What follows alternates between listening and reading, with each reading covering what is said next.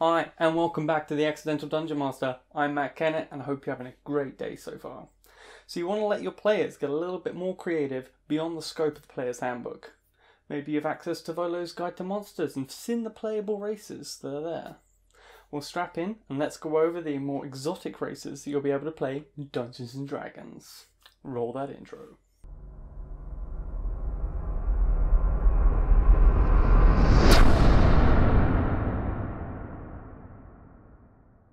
Just like last time, let's look at the races and what each brings to the table in terms of rules and gameplay.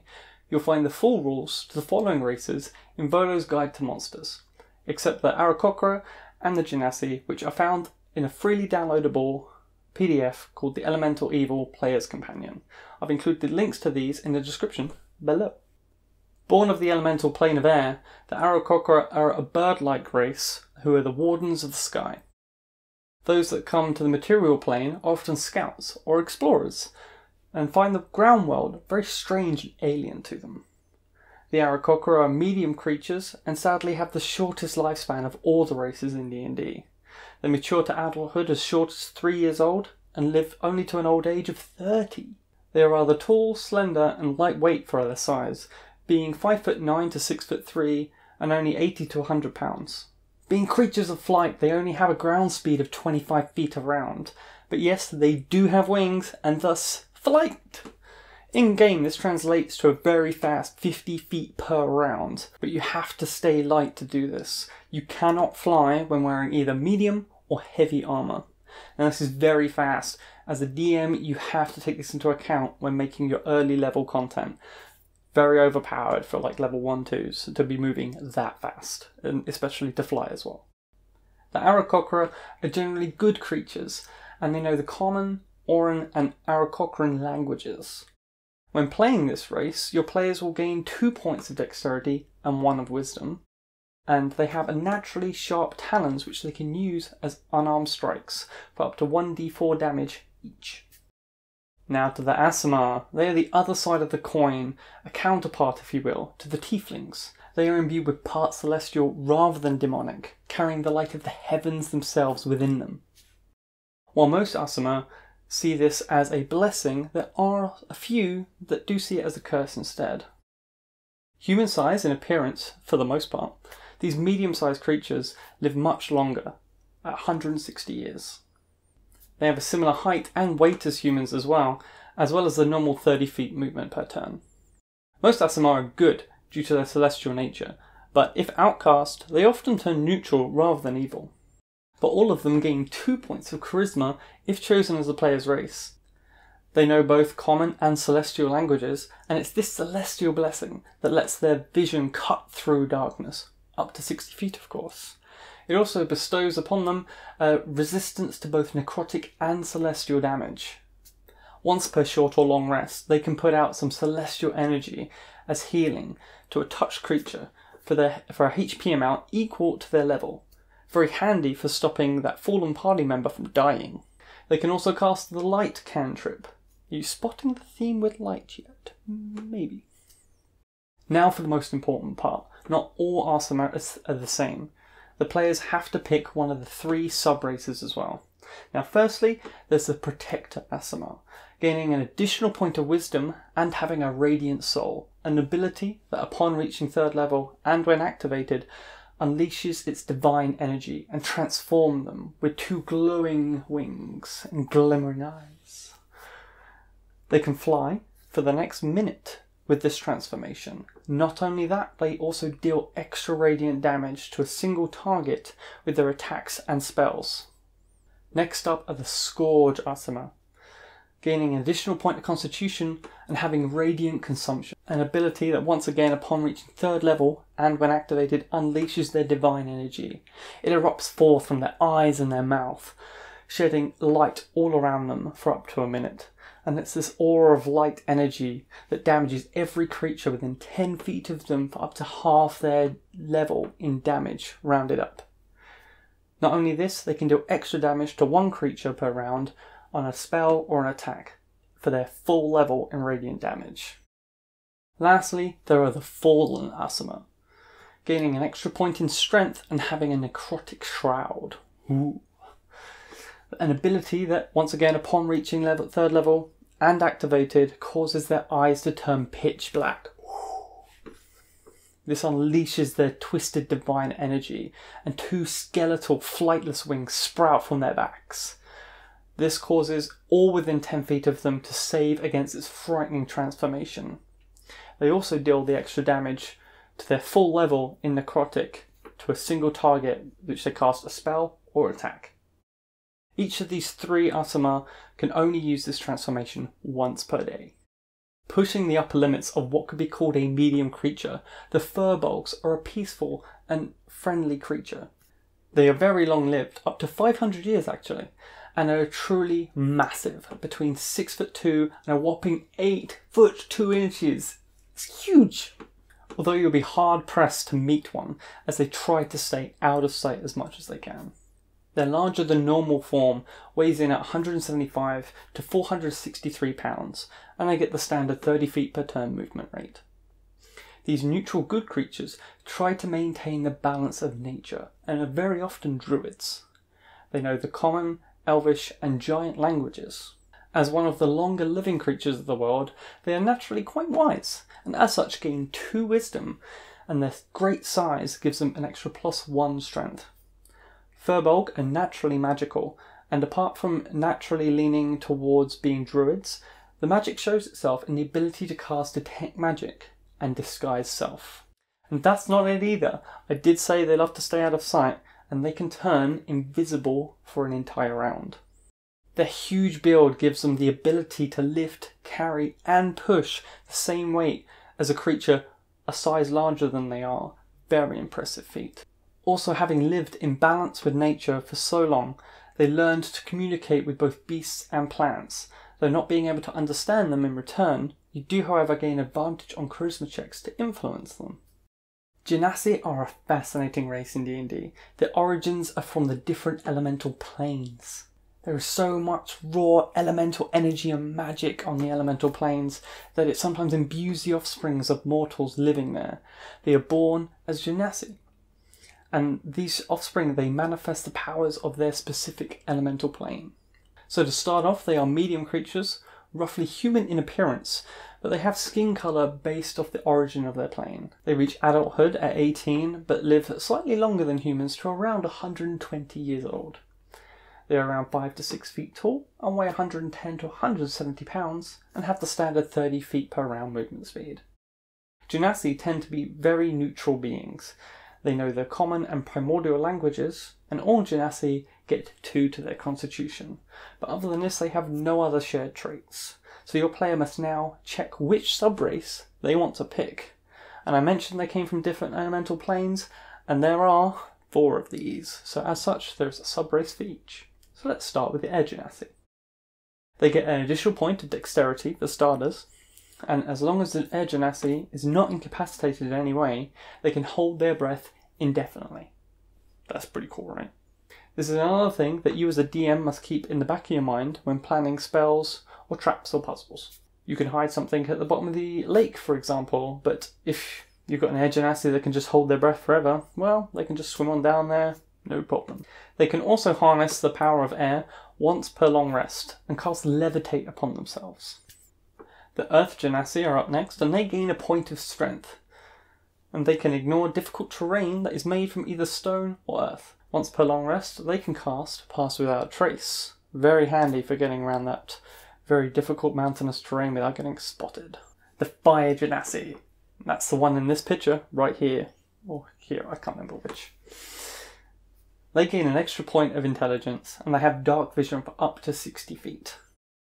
Being of the plane of fire also gives them resistance to fire damage, which is pretty handy, especially when facing up against those fire-breathing dragons. And once per long rest, they can cast the Burning Hand spell. They can also use the Produce Flame cantrip. Very useful if you need to start a quick bonfire. The Water Genasi gain a point of wisdom and are resistant to acid damage. And they can also breathe both air and water. Again, a very handy trait. The Mighty Goliaths. Now, some of you may be familiar with these brutes from the character Grog Strongjaw in the first Critical Role campaign. driven by pure competition in either survival or in tests of skill or strength. Always looking to win is what drives them to be better, to be stronger. But winning will feel quite empty to them if they feel they are playing in a field which is already leaning towards their favour. The second largest of the playable creatures that are medium-sized, Goliaths tend to have similar lifespans to humans, but rarely reach that old age and die attempting to surpass their previous accomplishments. Goliaths are truly massive, between 6'2" and a whopping 7'10". Massive hulking pillars of strength and muscle. All of that weighs in at 200 to 440 pounds. And they have a standard movement of 30 feet per round. Goliaths have a code of honour which makes them mostly lawful, and are very keen on keeping everything fair. They know both common and giant languages, but nearly always seen letting their fists do the talking. And watch out for when those fists come packing a punch. Players choosing the Goliath race get an extra 2 points of strength and 1 point of constitution from their naturally athletic body. They are nearly unstoppable in combat and can just shrug off blows that would have normally cleaved other races clear in two. Known as Stone's Endurance, they can use their reaction to reduce damage just once per short or long rest by a huge 1d12 plus their constitution bonus. Suddenly that crit, not looking so dangerous. Shrug it off. Their strength also plays into how much they can carry and push around, and can do this like they are a size larger than they really are. Born of the mountain, they aren't fazed by high altitudes or cold climates like lesser folk, and I often wonder what all the fuss is about. The kenku are a mystery to most folks, firstly because they are birds that cannot fly, and many do not know this is actually one of 3 ancient curses placed upon the race. The other 2 is that they were robbed of their voices, and lastly they are robbed of any sort of creativity within them. These medium creatures live very short lives and don't live longer than a mere 60 years old. They are generally shorter than humans, from about 4'4" to 5'8", and weigh in at about 50 to 146 pounds. Though they have lost their flight, they can still move on the ground at 30 feet per turn. Kenku are mostly chaotic in nature, always looking for a way to regain their lost wings, and saving themselves over others. Now I may have said they've lost their own voices, but this hasn't taken away their speech completely. And this may be tough for some people to roleplay. The Kenku speak both Common and Auran, but can only do so through mimicking others, through the voices and words that they have heard. Players gain +2 to their dex and +1 to their wisdom when choosing a Kenku. The mimicry of the Kenku is also not just for speaking. They are experts at copying anything and everything, be it objects or handwriting, and as such gain skills in things like deception and sleight of hand. If you were to hear the mimicry of a Kenku, you'd be hard pressed to know it's fake. However, it is possible, especially for the more insightful creatures out there. Lizard folk may seem cold in emotion as they are cold-blooded, having a very different mindset that may seem strange to the other races. They approach things in a more logical manner. Rather than out of fear and anger or happiness, for example, you will rarely see a barbarian lizard folk, and they protect others because they find them useful to them, not just because of friendship. They are a medium-sized creature, although they may seem a bit bigger due to the colourful frills on their body. Sadly, the lizard folk are also shortly lived, maturing in 14 years of age and living only to around 60 years. Only slightly bigger than a human in build, they range from 4'9" to 6'5" and weigh 120 to 360 pounds. They have a base movement speed of 30 feet per round and are natural swimmers, which also gives them their full 30 feet of movement while in water. Having just their base desire to survive, they are generally neutral in nature. They don't have personal desires that drive other races to greed or righteousness. As with the other races, they know the Common in addition to the Draconic language. And they are strong of body and mind, giving them 2 points to their constitution and 1 to their wisdom. As natural predators, they can use their sharp teeth as a bite attack, which counts as an unarmed attack, which they can do a rather hefty 1d6 plus their strength in damage. That's not bad for just a bite. When done hunting, lizardfolk are quite resourceful as an artisan, wasting nothing of their kill. They harvest the bone, the hide, anything they can from their kills over the course of a short rest, and craft this into weapons and armour. I mentioned they were natural swimmers earlier, but don't underestimate them. They will drag you underwater and drown you while easily holding their breath for up to a solid 15 minutes. And these lizardfolk are not complete without the hunting skills they were taught from a very young age. And as such, one of the things that enables them to hunt so well is the natural armour that their scales give them. So maybe think twice before taking them on in a fight. From an altogether different continent, the tabaxi hails from Maztica, a large continent west of Faerun. They are cat-like in appearance and usually live in tight clans. You may have heard the saying, curiosity killed the cat. Well, in this case, the divine figure known as the Cat Lord, ingrained in the tabaxi a natural curiosity that sometimes causes them to travel far and wide. Some in search of knowledge, some in search of secrets, some bouncing from obsession to obsession, always looking for something new to take to. Tabaxi are another medium-sized creature who live similar lives to humans. Tabaxi can be quite tall, from 4'10" to 6'6" inches, and they normally are quite lean and slender, only weighing from 90 to 170 pounds. They have the standard 30 feet per round movement speed. Tabaxi are very impulse-driven and tend to be chaotic in nature, and can speak one language of the player's choice in addition to common. Their feline appearance is not just for show, it also grants them 2 extra points of dexterity and 1 point of charisma. It lets them see in the dark with dark vision up to 60 feet and gives themselves a huge burst of speed that can cause them to double their movement for a single round. But thing is, after they use this, they can't use it again, not until they stay still for at least 1 round. Their claws are also not just for climbing, they are also natural weapons in which they hunt and fight with. And best be on your guard should they ever decide to hunt you, as they are also known to be quite stealthy and great at spotting tracks.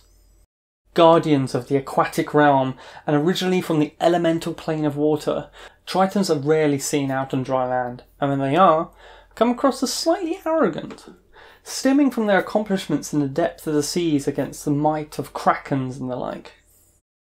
But their unusual isolation from the surface also leaves them ignorance of its ways.